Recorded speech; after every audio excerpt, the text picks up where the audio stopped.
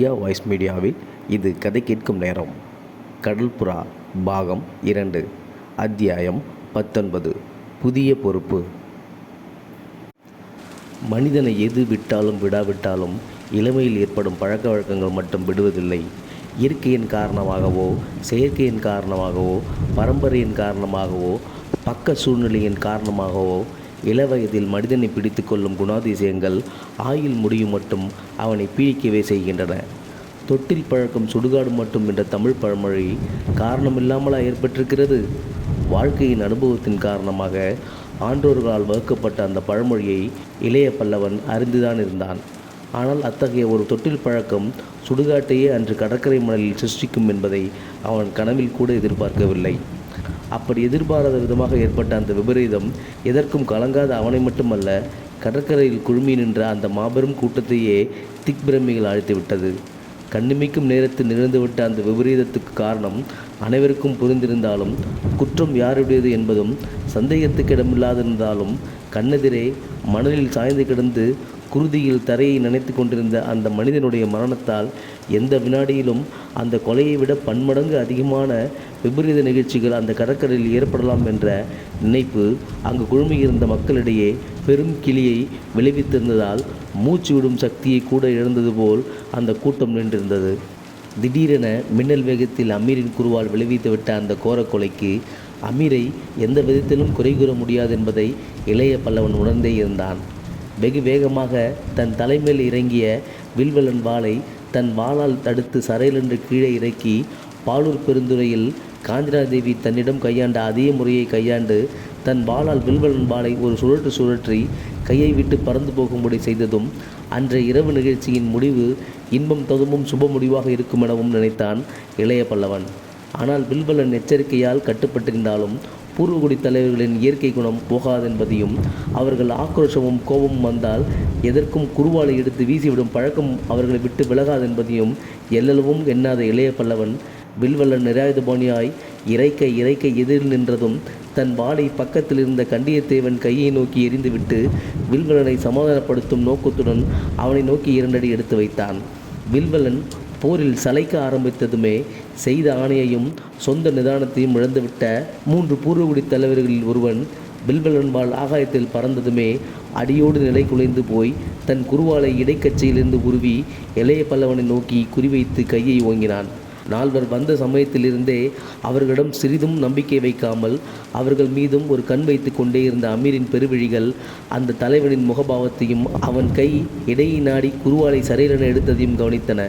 அந்த தலைவன் அந்த கையை குறிவைக்கும் மட்டுமே பொறுத்த அமீரின் வலது கை மின்னல் வேகத்தில் தனது இடையிலிருந்து எடுத்த குருவாலை வீசிவிடவே குறிவைத்த கை குறிவைத்தபடியே ஆகாயத்தை நோக்கி நிற்க, அலற முயன்ற வாய் அகல திறந்தபடியே நின்றுவிட, பேச்சு மூச்சு இல்லாமல் வேறற்ற மரம் போல் மணலில் தட்டென்ற சத்தத்துடன் சாய்ந்து விட்டான் அந்த பூர்வகுடி தலைவன்.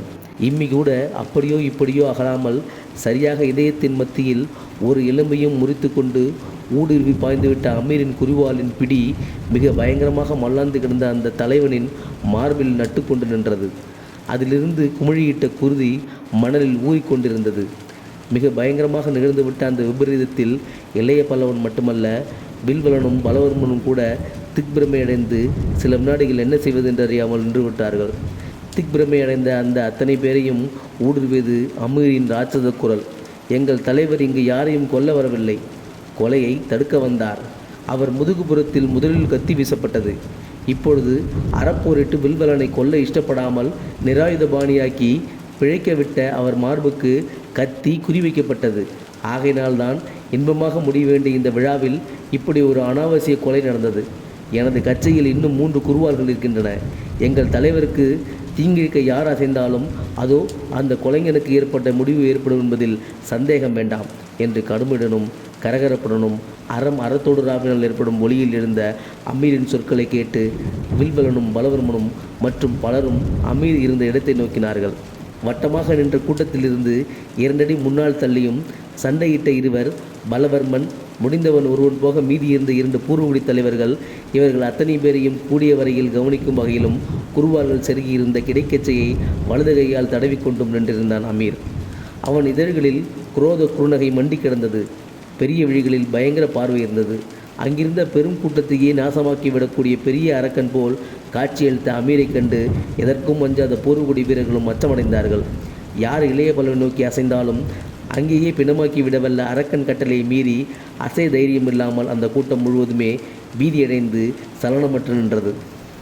அங்கேயே பிணமாக்கி விடவல்ல அரக்கன் கட்டளையை மீறி அசை தைரியம் இல்லாமல் அந்த கூட்டம் முழுவதுமே பீதியடைந்து சலனமற்று நின்றது.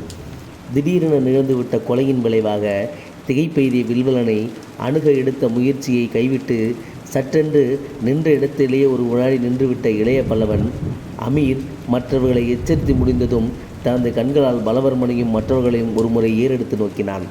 அமீரின் வன் சொற்கள் வெற்றுச் சொற்கள் அல்ல என்பதை அவர்கள் அனைவரும் உணர்ந்து கொண்டிருப்பதையும் அத்தனை பேரும் அப்பொழுது நிகழ்ந்த கொலையை விட அடுத்து நிகழவிருக்கும் விளைவுகளை பற்றியே கவலையுடன் இருப்பதையும் புரிந்து கொண்டு தனது நடைமுறையை நிர்ணயித்து கொண்டான். அனைவரையும் அமைதியுடன் இருக்கும்படி கையமர்த்தி இளைய பல்லவன் வில்வலனை ஏறெடுத்து சில வினாடிகள் நோக்கிவிட்டு கேட்டான், இந்த விபரீதத்தை இத்துடன் நிறுத்தலாமா, மேற்கொண்டு இதன் விளைவுகள் தொடர வேண்டுமா என்று. வில்வலன் முகம் கோபத்தால் கொதித்ததா, பயத்தால் வியர்த்ததா, துன்பத்தால் துக்கித்ததா என்று சொல்ல முடியாதபடி பலவித மாறுபாடுகளை அடைந்து கொண்டிருந்தது. சற்று தூரத்தில் இறந்து கிடந்த தன் சக தலைவனையும் பார்த்து பலவர்மனையும் பார்த்தான் அவன் ஒரு வினாடி. அமீர் எச்சரிக்கை செய்து முடிந்ததுமே தன் உணர்ச்சிகளை ஒரு கட்டுப்பாட்டுக்குள் கொண்டு வந்து அர்த்த புஷ்டியுடன் தன் காவல் வீரர்களையும் பார்த்துவிட்ட அக்ஷயமுனை கோட்டை தலைவன் முகத்திலிருந்து அவனது மனப்போக்கை எந்த விதத்திலும் புரிந்து கொள்ள முடியாத வில்வலன் தனது மற்ற இரு சகாக்களையும் நோக்கினான். அவர்கள் முகத்தில் கோபத்திற்கு பதில் அச்சமே நிலவி கிடந்ததை கண்டதும் மிகுந்த வெறுப்புடன் மறுபடியும் இளைய பல்லவனை ஏறிட்டு நோக்கினான். அந்த வெறுப்பு பூர்ணமாக மண்டிய குரலில், எனது நண்பர்களில் ஒருவன் இறந்து கிடக்கிறான் என்று கூறவும் செய்தான். வருந்துகிறேன், ஆனால் குற்றம் என்னுடையதல்ல, திட்டமாக வந்தது இளைய பல்லவன் பதில். குருவால் எறிந்தவன் உனது உபத்தலைவன் என்று எரிச்சலுடன் சுட்டி காட்டினான் வில்வலன். தலைவனின் கொலையை விரும்பாத உபத்தலைவன் அவன் என்று பதிலளித்தான் இளைய பல்லவன். இறந்த எனது நண்பனுக்கு சுற்றம் அதிகம், அவர்களுக்கு என்ன பதிலை நான் சொல்வது? செய்த குற்றத்தை எடுத்துச் சொல். கொலை முயற்சியை குற்றம் ஒன்று எங்கள் குலத்தார் ஒப்புக்கொள்ள மாட்டார்கள். ஏன்? கொலை எங்களுக்கு சர்வ சகஜம், அது எங்களுக்கு பழக்கம். அந்த பழக்கத்தையும் இங்கு வருடா வருடம் ஏற்படும் குழப்பத்தையும் தடுக்க அக்குதாவின் உபதலைவன் வந்திருக்கிறான் என்று உன் குலத்தாருக்கு சொல். சொல்கிறேன், ஆனால் அதன் விளைவு என்ன பலவர்மனுக்கு தெரியும் என்று கூறிய வில்வலன் இளைய பல்லவனை நோக்கி முதுகை திருப்பிக் கொண்டு தூர விழுந்து கிடந்த தனது கத்தியை கூட திரும்பி பெற முயலாமல் விடுவிடுவென தனது சகாக்களை நோக்கி நடந்தான். தனது வீரர்களில் இருவருக்கு கண்ணால் சமிக்கை செய்து இறந்தவன் சடலத்தை தூக்கி வரச் செய்து அந்த கூட்டத்தை விட்டு வெளியேறினான். அவன் சகாக்கள் இருவரும் துணை வீரர் 50 கூட அவனை தொடர்ந்து சென்றார்கள். அவர்கள் கண்ணுக்கு மறையும் வரையில் அவர்களையே பார்த்து கொண்டிருந்த கூட்டம் அவர்கள் உருவங்கள் மெல்ல மறைந்ததும் இளைய பல்லவனை நோக்கின. இளைய பல்லவன் ஏதோ பெரும் சங்கடம் நீங்கியதற்கு அறிகுறியாக சாந்தி பெருமூச்சு விட்டு பலவர்மனை நோக்கினான். வால்போர் தொடங்கிய வினாடியிலிருந்தே ஆசனத்தை விட்டு வேறு பக்கம் வந்துவிட்ட பலவர்மன் அத்தனைக்கு பிறகும் திரும்ப ஆசனத்தை நாடாமல் நின்ற இடத்திலேயே நின்றான். வில்வலன் இருந்த வரையில் கட்டுண்டு கிடந்த அவன் உணர்ச்சிகள் வில்வலனின் தலை மறைந்ததும் சிதறிவிடவே இளைய பல்லவனை எரித்து விடுவது போல் பார்த்தன அவன் கண்கள். இளைய பல்லவரே, இன்றைய நிகழ்ச்சியில் நீங்கள் நெருப்பை அணைத்து விட்டதாக மனப்பால் குடிக்க வேண்டாம். இப்பொழுதுதான் நெருப்பை கிண்டி விட்டிருக்கிறீர்கள். அந்த நெருப்பு, இந்த கோட்டை, இங்குள்ள மக்கள், உமது கப்பல் அனைத்தையும் சுட்டரிக்கப் போகிறது. இதுவரை வருடா வருடம் ஒரு நாள் மட்டும் இந்த கடற்கரையில் சில கொலைகள் நடக்கும். இனி ஒவ்வொரு நாளும் கொலை, களவு, மக்கள் கடத்தி செல்லப்படுதல் அனைத்தும் அக்ஷயமுனையில் நடக்கும். பதக்கிணத்தாரின் பழிவாங்கும் சுபாவம் எத்தன்மதி என்பதை நாம் அனைவரும் வெகு சீக்கிரம் உணர்வோம் என்ற சொற்களை கடற்பொறிகள் போல் உதிர்த்தான் பலவர்மன். அவன் வார்த்தைகள் அங்கு குழுமியிருந்த கோட்டை குடிகளிடம் கடற்கரை கொள்ளை கூட்டத்திடமும் மிகுந்த அச்சத்தை விளைவித்ததை அவர்கள் முகம்பாவங்களிலிருந்து கண்டுபிடித்த இளைய பல்லவன் மிகுந்த நிதானத்துடன் பதில் சொன்னான். மக்களை காக்க வேண்டியது மன்னன் கடமை. ஸ்ரீவிஜய மன்னனின் பிரதிநிதி இங்கு நீர். இங்கு நாகரிக நிர்வாகம் நடக்காததால் அநாகரிக பூர்வகுடிகளின் கொடுமைக்கு சாதாரண குடிமக்கள் பலியாக வேண்டியிருக்கிறது. உங்கள் காவலரை பலப்படுத்துங்கள் பலவர்மரே. ஸ்ரீவிஜய சாம்ராஜ்யத்தின் பிரதிநிதியொருவன் காட்டுமிராண்டிகளுக்கு பயந்து அநாகரிக அரசாங்கம் நடத்தினான் என்ற அவப்பெயர் சரித்திரத்தின் ஏடுகளில் ஏறாத வண்ணம் பார்த்து கொள்ளுங்கள். மக்களின் துணிவும் அரசாங்கத்தின் திறமையும் இணைந்தால் சாதிக்க முடியாதது உலகத்தில் எதுவும் இல்லை. என்னை பற்றி கவலைப்பட வேண்டாம். நான் இந்த கொள்ளையருடன் கடற்கரையில் தங்கப் போகிறேன். இன்னும் சில நாள்களுக்குள் இந்த கடற்கரையில் பூர்வகுடி பிசாசுகளின் நடமாட்டம் ஒடுக்கப்படும். மனிதனை தின்னும் அந்த அநாகரிக வர்க்கத்தின் காற்று இந்த பக்கத்தில் அடிக்காது. நீங்கள் ஒத்துழைத்தால் கோட்டைக்குள்ளும் அவர்கள் நடவடிக்கையை நாங்களே ஒடுக்குவோம். மிகுந்த அலட்சியத்துடனும் துணியுடனும் இளைய பல்லவன் கூறிய அந்த சொற்களுக்கு பதில் சொல்லும் நிலையில் பலவர்மன் இல்லை. அவன் உள்ளத்தில் ஏதேதோ எண்ணங்கள் எழுந்து சுழன்று கொண்டிருந்தன.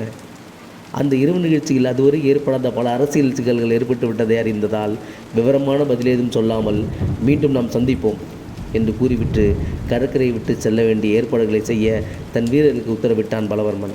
2 நிமிடங்களில் அவனது பொன்னிறப் புரவியும் மஞ்சள் அழகியின் வெண்ணிறப் புரவியும் கொண்டு வரப்பட்டன. தனது புரவியில் ஏறிக்கொண்ட பலவர்மன் அனைவரும் செல்லலாம் என்பதற்கு அறிகுறியாக கூட்டத்தை நோக்கி கையாட்டினான். அதுவரை பலதரப்பட்ட உணர்ச்சிகளில் வசப்பட்ட நடன மேடையில் நின்ற மஞ்சள் அழகி மேடையை விட்டு இறங்கி தனது புரவி அருகில் வந்தாள். இளைய பல்லவன் அவளை அணுகி அவளுக்கு கைலாகு கொடுத்து இடையையும் மற்றொரு கையால் தாங்கி அவள் புரவி மீது ஏற உதவினான். புரவி மீது அமர்ந்த அவள் அவனை நோக்கி புன்முறுவல் கோட்டினாள். தன் இடையில் அப்பொழுதும் பதிந்து நின்ற அவன் கையை தன் கை விரல்களால் லேசாக அழுத்தவும் செய்தாள். அடுத்த வினாடி பெரும் குழப்பத்துக்குள்ளானவள் போல் திடீரென புரவியை தட்டிவிட்டாள். அந்த புரவியின் வேகத்துக்கு இணையாக பலவர்மன் புரவியும் விரைந்தது. முன்னும் பின்னும் காவலர் சென்றனர். அவர்கள் கோட்டையை அணுகி கோட்டைக்குள் நுழையும் வரையில் அவர்களையே பார்த்து கொண்டு நின்ற இளைய பல்லவன் கடைசியாக திரும்பி அந்த கொள்ளை கூட்டத்தை நோக்கினான். அங்கே யார் முகத்திலும் மகிழ்ச்சி இல்லை. அச்சமும் துன்பமுமே மண்டி கிடந்தன. இன்பத்தில் துன்பம் இருப்பதால் மஞ்சள் அழகி சொன்னது எத்தனை உண்மை என்பதை நினைத்த இளைய பல்லவன் மிகுந்த மனசங்கடத்துடனேயே தனது மாலுமிகளுடன் தனது மரக்கலத்தை அடைந்தான். மரக்கலத்தை அடைந்தவன் நேராக தனது அறைக்கு சென்று பஞ்சனையில் படுத்தான். படுத்து நிலைமையை சிந்திக்க தனக்கு சம்பந்தமில்லாத பெரும் பொறுப்புகள் தனது தலையில் சுமத்தப்படுவதை உணர்ந்தான். அவன் எத்தனையோ பொறுப்புகளை பற்றி நினைத்தான். ஆனால் அவன் அடியோடு நினைக்காத, அனுபவமும் எதிர்பார்க்க முடியாத மற்றொரு பொறுப்பும் அன்றிரவில் அக்ஷயமுனை கோட்டைக்குள் உருவாகி கொண்டிருந்ததை அவன் உணரவில்லை. அதை மட்டும் அவன் உணர்ந்திருந்தால் கண்டியத்தேவன் இஷ்டப்பட்டாலும் இஷ்டப்படாவிட்டாலும் அன்றிரவே அந்த துறைமுகத்தை விட்டு தன் மரக்கலத்தை வெளியே கிளப்பியிருப்பான். விதி அவனை ஓடவிடவில்லை. அந்த பொறுப்பெனும் தலையை அவன் கால்களுக்கு பூட்டவே செய்தது.